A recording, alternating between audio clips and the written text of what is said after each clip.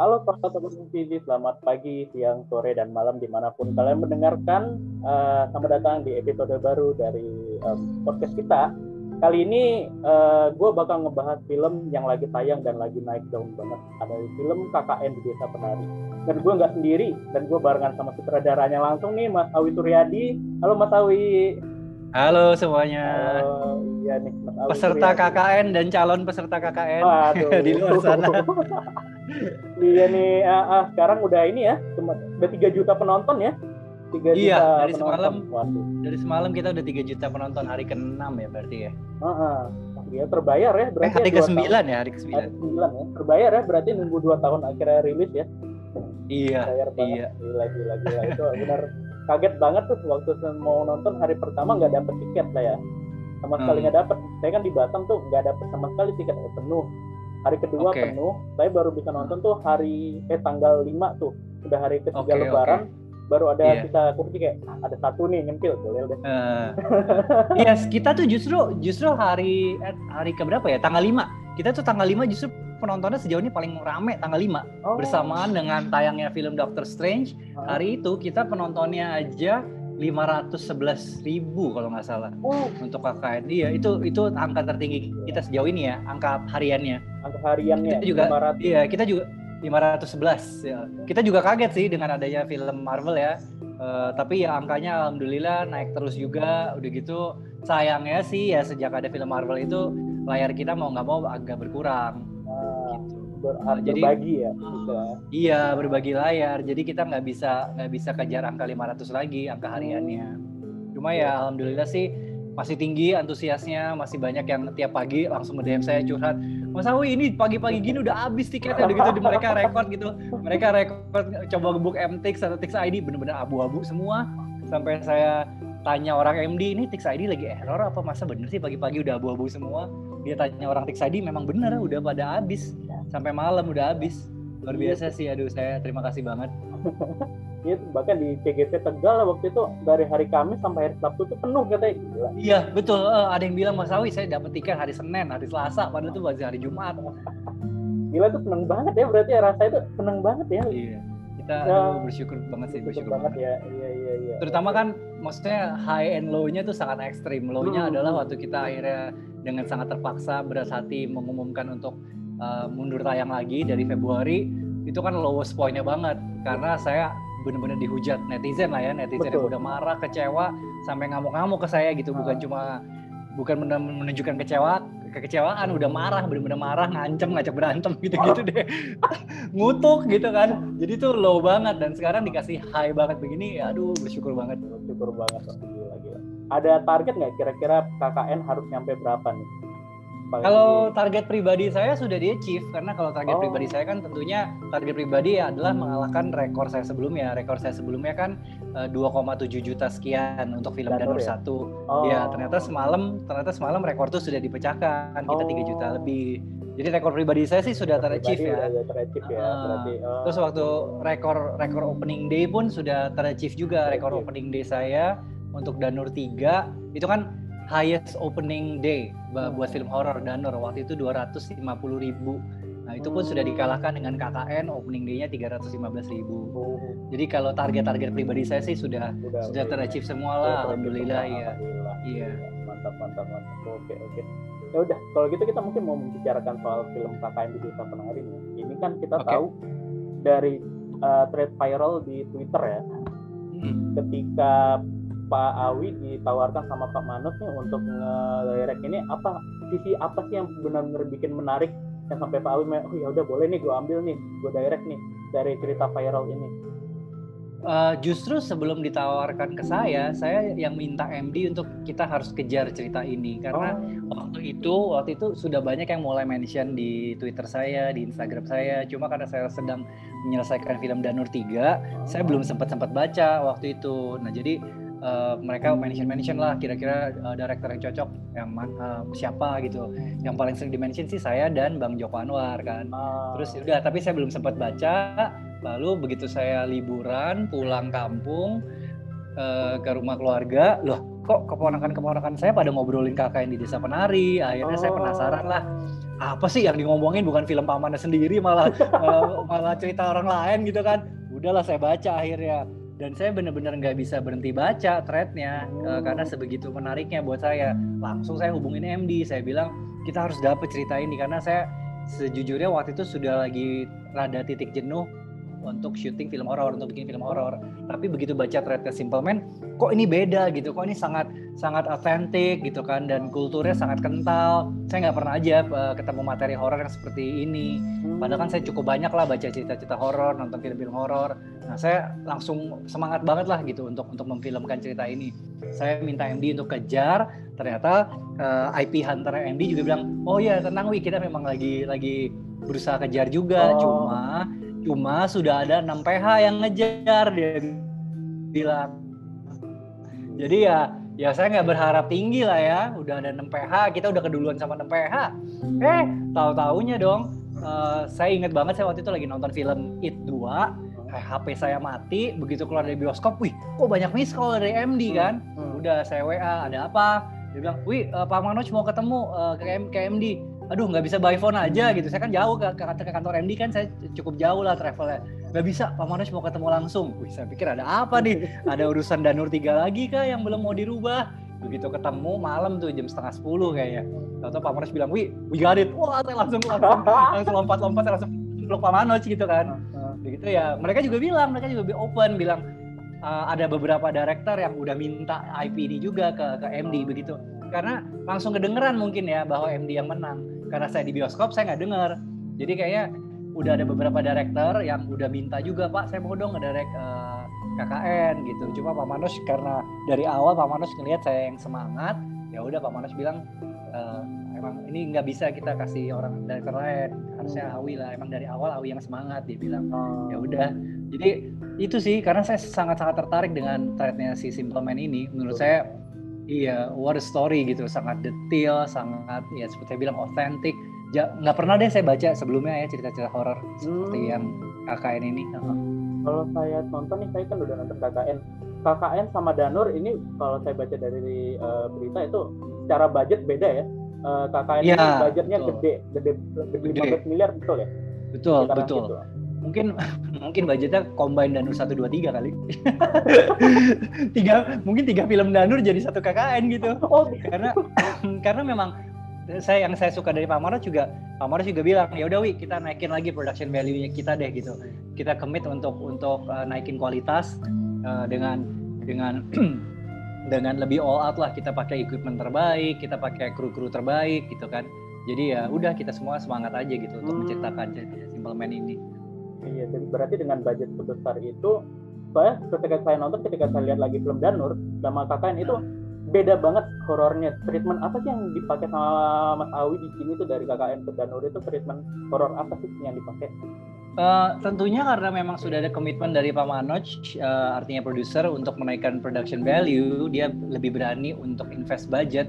Artinya kan saya punya longer shooting days gitu kan, dengan hari syuting yang lebih panjang, ya kita tentunya pasti bisa jauh lebih serius gitu kan. Begitu dengan budget art juga yang lebih tinggi, kita bisa cari lokasi yang memang saya suka gitu kan, dan kita syuting full akhirnya 33 hari di Jogja, itu kan juga biayanya nggak murah gitu.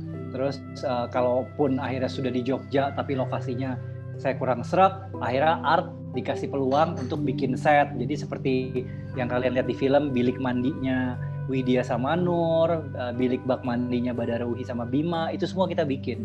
Sinden kita bikin juga gitu. Jadi bukan yang memang kita bisa ketemu pas banget ketemu sinden di tengah hutan gitu kan, nggak mungkin gitu kan. Jadi itu kita semua bikin gitu, kita bikin sesuai kebutuhan naskah. Jadi enak sih, maksudnya imajinasi dan kreativitas kita didukung penuh oleh Pak Manoj gitu, oleh MD gitu. Jadi memang ini bukan tanpa kendala ya tentunya ya, tapi minimal director, visi saya dan Pak Manoj sudah ketemu gitu. Memang dari awal kita sudah berniat untuk memberikan yang lebih lah dari Danur Universe. Seperti itu. Nah, kalau kita berbicara nih soal kendala, ada nggak sih kendala terbesar mungkin kayak karena ini kan di desa ya, kita lihatnya di desa di Ulang itu kan berarti peralatan juga harus dibawa lumayan repot. Nah, Kendala-kendala apa sih kalau didapetin sama Mas Awi selama syuting di tempat yang kayak ada terbatas ini? Kendala terbesar sih cuaca, karena kita kan waktu itu sudah ada tanggal tayang untuk bulan Maret, terus IP-nya kita dapat kayaknya mungkin bulan Oktober atau September lah, saya lupa. Nah jadi sudah ada target, paling telat do or die akhir tahun kita udah harus syuting gitu, karena kita Maret udah mau tayang. Sedangkan saya sebenarnya rada sungkan untuk syuting akhir tahun, karena ya kita tahu bakal musim hujan gitu kan. Sementara set kita tuh 80%, mungkin 90% malah outdoor kan, di luar kan. Jadi saya tahu nih, waduh musuh terbesar saya bakal cuaca. Dan bener aja waktu kita syuting di Jogja, total tuh udah pakai 3 pawang hujan, bayangin. Bawa pawang sendiri, 2 pawang lokal, dan tetap aja kita tuh selalu kena hujan. Jadi kalau hujannya udah berhenti pun, karena hujannya sudah mulai dari pagi sampai siang menjelang sore, kita pun akhirnya nggak bisa syuting karena set kita udah keburu hancur. Jadi setnya jadi berlumpur, becek, akses ke sana udah longsor gitu kan. Jadi itu kendala yang sangat-sangat besar waktu kita syuting KKN. Dan tentunya kita sebagai seniman pagi-pagi udah datang semangat mau berkarya, aduh begitu kayak semangat kita dihancurin sama hujan, harus pulang balik ke hotel, hari ini gagal syuting, mentalnya juga kena gitu kan. Jadi kendala terbesar banget sih waktu itu cuaca. Kendala kedua ya pastinya karena kita dealing dengan binatang, yaitu ular, yaitu juga nggak mudah gitu. Dari awal kan memang saya dan Pak Manus juga mau commit bahwa ya kita nggak mau pakai CGI. Jadi semua ular yang dilihat di film itu harus ular asli. Ya udah, kita jadi bawa dari Jakarta pawang ularnya tuh sampai hunting ular, cari ular sampai ke Cilacap dia. Kita bawa 110 ekor ular dari Jakarta dan Cilacap. Dan itu juga nggak mudah kan untuk cari ular yang waktu kita workshopin sama Adinda Thomas sama Widya, ada ular yang nggak cocok sama dia. Jadi dikit-dikit bukan cuma Widyanya yang takut, ularnya pun stres. Jadi ularnya tuh kayak bentar-bentar pup gitu loh. Jadi kayak si Adinda Thomas dipupin ular terus. Ya udah, jadi akhirnya ularnya kita ganti. Ular kita ganti sampai 3 kali. 3 kali ganti ular. Akhirnya si Widyanya berani, ularnya juga nggak bertingkah lah ya gitu ya.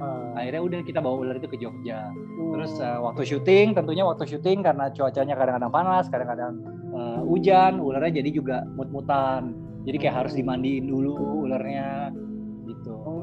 Jadi ya itu sih semua take yang berhubungan dengan ular, kalau kalian nonton di film kelihatannya sepertinya simple, kelihatannya sepertinya cuma beberapa detik, padahal itu take-nya bisa puluhan kali. Saya puluhan kali baru dapat, nah pas nih ularnya pas nengok, pas nih ularnya pas ngelewatin kaki gitu. Itu gila sih, gila banget. Dan ya pawang ularnya pun mau bicara apa gitu kan, memang ular gak bisa diatur. Waktu anjing masih lumayan mudah. Waktu kan kita juga ada adegan anjing kan, masih lumayan mudah karena kan ada trainer.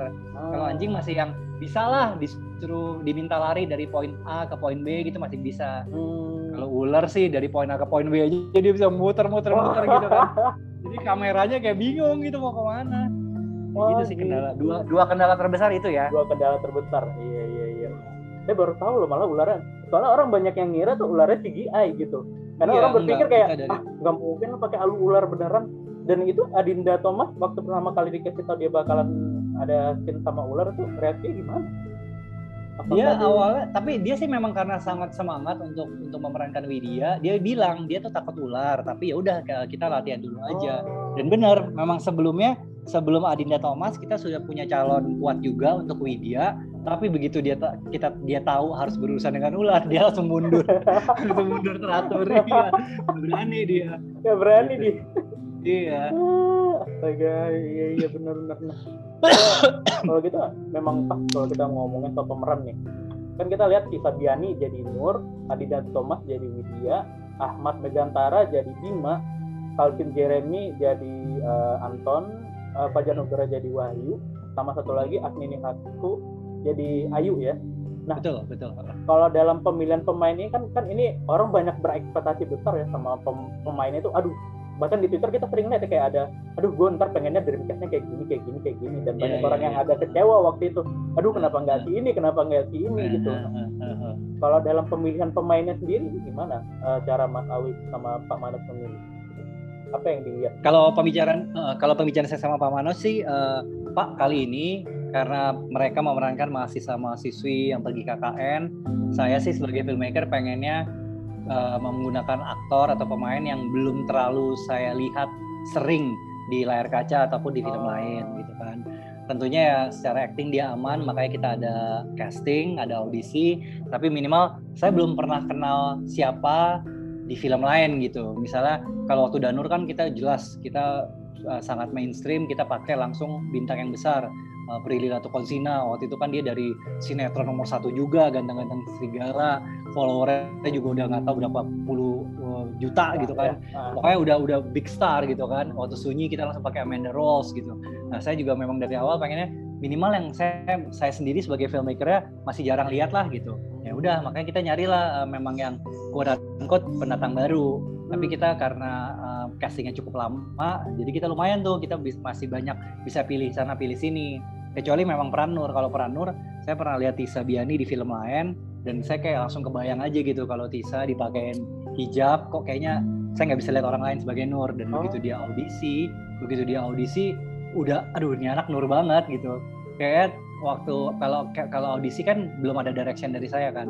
Benar-benar dia cuma baca naskah yang ditunjukkan oleh tim casting, dan itu aja dia sudah bisa mengartikan Nur itu seperti apa reaksinya gitu. Jadi saya langsung udah, kalau Nur sih langsung Tisa Biani. Kalau yang lain kita coba beberapa pemain kita sampai yakin banget lah gitu. Selain actingnya, selain looknya, udah gitu mereka juga sebelum kita gembleng dengan coach dialek Jawa, ya mereka coba dulu lah dialek Jawa waktu audisi gitu kan. Kira-kira bisa di ini lagi gak, bisa di apa namanya bisa dibikin lagi gak logat Jawanya.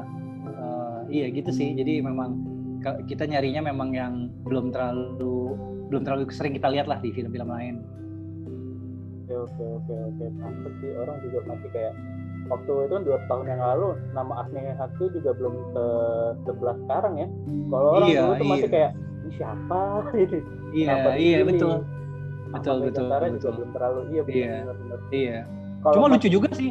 Yang paling kayaknya yang paling saya sering lihat kalau bikin fan poster gitu ya, fan poster KKN yang paling saya sering lihat pemainnya kalau nggak salah Chelsea Islan sama BCL berarti bukan Denira. Laudia Cynthia Bella ya. Nadira juga. Laudia Cynthia Bella juga gitu kayak. Enggak sih, kayaknya itu udah terlalu masa sih gitu kan. Ya itu sih masa Chelsea kita bawa Laudia juga udah umurnya udah nggak cocok lah ya buat mahasiswi.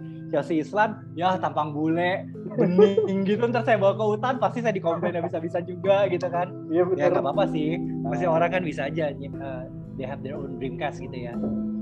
Nah kalau soal pemain nih, kira-kira Mas Awi ada nggak sih kayak ngasih tantangan selain kayak Widya harus bertantangan dengan ular nih? Kalau dengan pemain lain, Mas Awi ada nggak nyuruh kayak lu ntar bisa nggak kayak gini atau gimana, kasih treatment tersendiri untuk karakternya ke salah satu pemain yang paling susah gitu, yang paling susah banget gitu.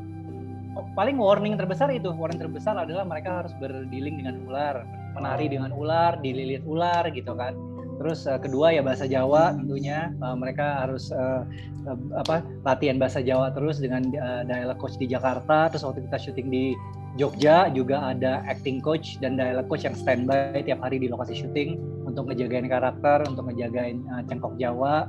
Terus mungkin yang agak berat juga tentunya peran Bima dan Ayu ya, karena kan kita semua tahu ada adegan ML gitu kan di Tapak Tilas, itu kan juga nggak mudah lah gitu, namanya juga mereka harus melakukan adegan intim di banyak orang, di depan banyak orang gitu kan. Jadi waktu workshop kita udah coba, tapi tentunya mereka masih pakai baju, tapi ntar pas syuting kan mereka harus copot baju, harus berendam di bak beneran, ditambah dililit ular gitu kan. Jadi waktu itu sih obrolan saya dengan Agni ini, dia request kalau bisa yang di set jangan ada cowok, jadi semua yang di set tuh kru perempuan. Bahkan Astrada saya aja nggak masuk set, yang masuk ke bilik mandi tuh waktu itu skrip cewek.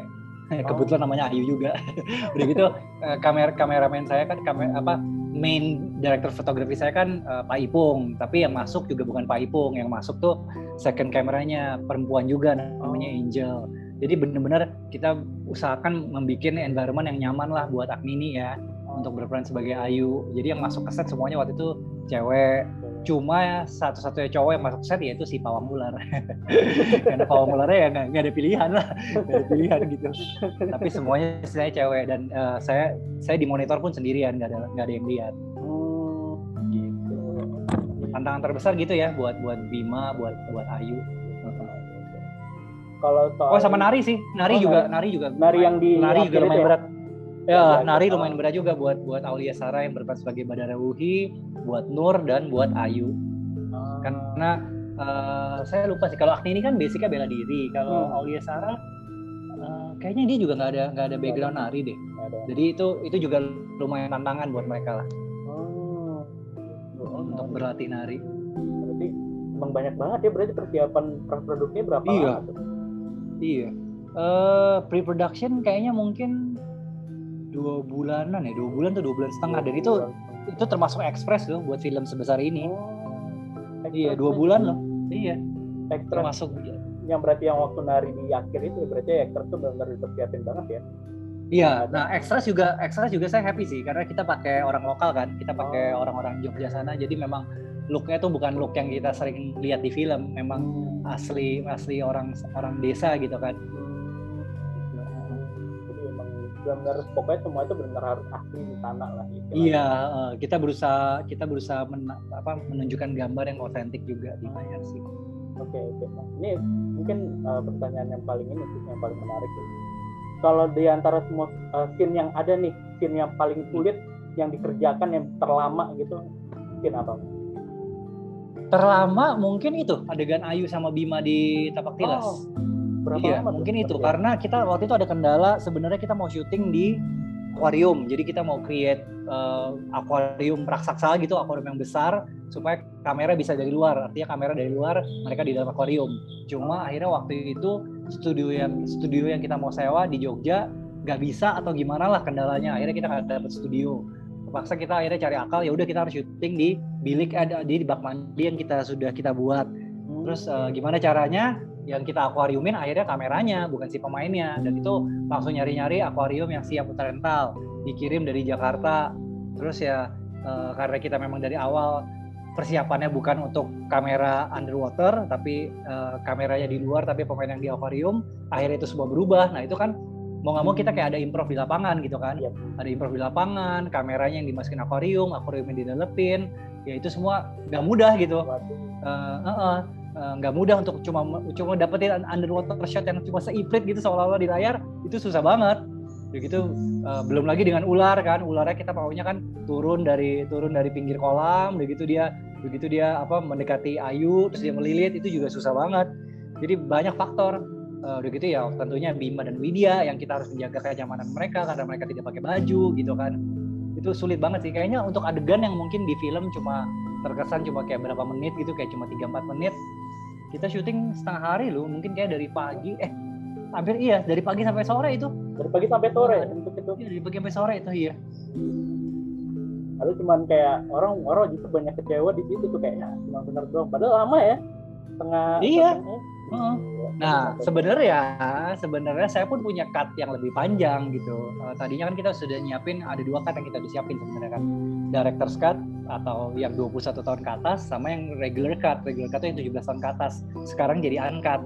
Nah, sebenarnya sih adegan Tapak Tilas itu bisa lebih panjang. Cuma ya itu, kita kan juga pastinya nggak mungkin lah rilis film 21 tahun ke atas gitu kan. Iya, juga jadi akhirnya kita rilis yang 17 tahun ke atas dan 13 tahun. Tapi kalau untuk yang 21 tahun ke atas kemungkinan ada nggak sih bakal dijual mungkin kayak di layanan streaming atau? Sempat ada obrolan ringan aja sih antara saya sama Pak Manoj gitu, kalau receptionnya sangat bagus untuk film KKN di Desa Penari ini, bukannya tidak mungkin kita rilis director's cut atau extended cut karena materinya kita ada. Waktu saya kelar syuting itu rough cut-nya kalau nggak salah sekitar 2 jam 50 menit lebih, jadi hampir 3 jam. Jadi kita tuh punya materi 3 jam yang udah banyak kita potong di ruang editing ya.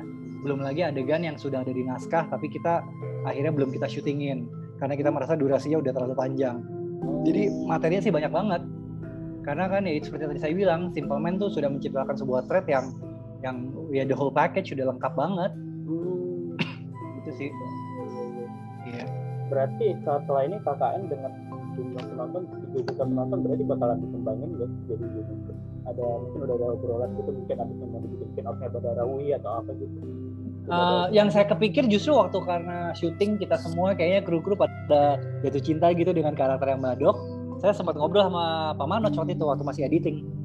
Saya bilang ya KKN ini bisa banget sih kalau kita mau bikin spin-off film ya, yaitu karakter si Badok. Bisa aja kan kita kan nggak tahu nih sejak umur berapa sih si Nur itu udah dijagain sama Badok gitu, asalnya gimana sih Badok bisa nempel ke Nur gitu. Itu sebenarnya bisa tuh kalau untuk dijadiin spin-off ya. Tapi itu basis sekedar obrolan ringan. Sekedar obrolan ringan ya berarti. Iya. Nah ini mungkin ada dua pertanyaan terakhir. Yang pertama adalah apa pesan dan harapan Mas Awi nih untuk orang yang belum nonton KKN, dan ekspektasi apa sih yang harus dikasih sebelum nonton supaya kalau misalnya kelar nonton tuh orang nggak kayak ya ekspektasi gue terlalu tinggi atau gimana gitu kepada penonton. Mungkin ini sih kalau bisa sih baca thread-nya dulu. Kalau kalian terlalu malas untuk baca thread, dan saya maklumi karena thread-nya panjang banget. Kalau kalian nggak ada waktu juga untuk baca thread-nya, minimal kayak mungkin bisa denger di YouTube kan ada tuh YouTuber yang menjabarkan, jadi dia cuma bercerita ke kamera gitu kan. Nah itu karena experience kalian nonton film KKN tuh akan jauh lebih meaningful kalau kalian sudah tahu tentang thread-nya. Kalau kalian masuk ke bioskop tanpa baca thread-nya, bisa banyak juga yang suka gitu, banyak juga yang iya gue nggak baca kok thread-nya tapi gue nonton filmnya gue enjoy sih gitu. Ya banyak juga yang suka, tapi memang banyak juga yang gue nggak ngerti ini maksudnya apa sih, kok kayak lompat-lompat sih gitu, karena mereka memang mengakui mereka nggak baca thread-nya. Jadi kalau misalnya waktunya ada, pengalaman nonton KKN sih akan jauh lebih asik kalau kalian sudah baca thread-nya sih gitu. Terus harapan saya sih ya tentunya ini deh dan sebenarnya sudah ter-achieve sih harapan saya untuk film KKN kan, karena memang film KKN ini sudah digadang-gadangkan oleh komunitas film ataupun pekerja film bisa menjadi film Indonesia yang membawa kembali penonton ke bioskop kan. Karena selama pandemi semua film tuh sepertinya kok belum berhasil membawa penonton balik ke bioskop, dimulai dari Wonder Woman gitu kan. Tapi dengan tahu-tahu ramenya bioskop dengan film Spider-Man, udah gitu film Kukira Kau Rumah film Aprili juga ternyata bisa 2 juta penonton. Ya udah kita jadi hopeful, dan ternyata KKN bahkan berhasil membawa penonton lebih banyak lagi kan, 3 juta penonton dalam 9 hari. Ya itu harapan saya, memang KKN bisa membawa penonton balik ke bioskop ya. Jadi menjadi kita semua filmmaker nasional, filmmaker Indonesia inilah jadi semangat lagi, hopeful lagi gitu, bahwa ya kita udah bisa nih syuting film normal lagi dengan budget yang oke lagi karena penontonnya sudah ada dan bioskop pun mendukung gitu. Oke. Ini pertanyaan terakhir sebelum menutup podcast kita hari ini, karena kan Movie ini adalah pendengarnya juga pembuat film baru nih, terutama yang suka bikin film horor nih. Mungkin ada nggak sih pesan untuk filmmaker muda nih yang suka bikin film horor? Mungkin ada pesan apa yang harus dimulai supaya bisa sampai di tahapnya Mas Awi ini? Saya selalu bilang gitu ya, kalau ada filmmaker aspiring filmmakers yang suka nanya ke saya, mereka kadang-kadang izin nge-tag saya trailer yang mereka bikin di YouTube atau di sosial media mereka. Zaman sekarang tuh kayak menurut saya jauh lebih mudah gitu untuk kalian menyalurkan kreativitas kalian, karena kamera sudah murah, bahkan sudah bisa dilakukan dengan handphone gitu kan. Lalu untuk menayangkan karya kalian juga sangat mudah dengan maraknya sosial media seperti YouTube juga gitu. Kalau waktu zaman saya kan belum ada YouTube, kamera masih mahal gitu kan. Nah, jadi ini sih benar-benar nggak ada sepertinya nggak ada excuse lagi untuk kalian mencurahkan kreativitas kalian gitu, apapun genre-nya, terutama horor. Biasanya memang untuk horor thriller tuh memang lebih mudah jadi viral ya menurut saya ya. Jadi kalau misalnya belum bisa syuting, ya minimal kalian bisa bercerita dulu seperti apa yang Simple Man lakukan, sesimpel lewat Twitter tuh kan mudah banget gitu kan, tinggal nge-tweet. Mungkin di atasnya Twitter ada Wattpad gitu, misalkan kalian bisa bercerita juga di sana. Jadi banyak banget caranya gitu untuk menyalurkan kreativitas kalian. Nah kalau misalnya udah mulai viral, biasanya kan ya memang PH atau produser kan nyari IP yang sudah kuat gitu kan. Jadi kalau banyak yang menawarkan saya, Mas Awi saya ada cerita horor nih, mau baca gak? Mas Awi saya ada ini nih, mau baca gak? Ya sejujurnya saya nggak bisa baca semua yang kalian kirim gitu. Yang saya memang waktu saya kan juga nggak banyak kan, dan ratusan yang kirim saya begitu. Pastinya saya baca yang apa yang ditawarkan produser dulu, karena produser yang mereka kan nyari cerita terus kan untuk dijadiin film gitu sih. Jadi kalau kalian pede dengan cerita yang kalian punya, ya udah ini dulu aja, viralkan dulu aja gitu. Kalau belum bisa syuting ya udah share dulu aja di Twitter, share dulu aja di Wattpad. Gak usah takut ide kalian bakal dicolong atau gimana gitu, karena kalau kalian sudah yakin dengan ide kalian, ya itu bakal viral sendiri. Dan kalau udah viral tuh mudah banget untuk di pick up sama director atau produser gitu. Okay. Lebih baik lagi kalau mau jadi filmmakernya, kalau mau jadi directornya, syutingin aja sekalian gitu sama teman-teman kan. Iya gitu. Oke. Baik, terima kasih banyak nih Mas Awi udah meluangkan waktu di tengah masih syuting ya. Iya. Semoga syutingannya sukses, bisnisnya lanjut terus kan ya. Amin. Oke, kalau gitu terima kasih banyak yang udah dengerin di podcast Movie kali ini. Sampai jumpa di episode selanjutnya.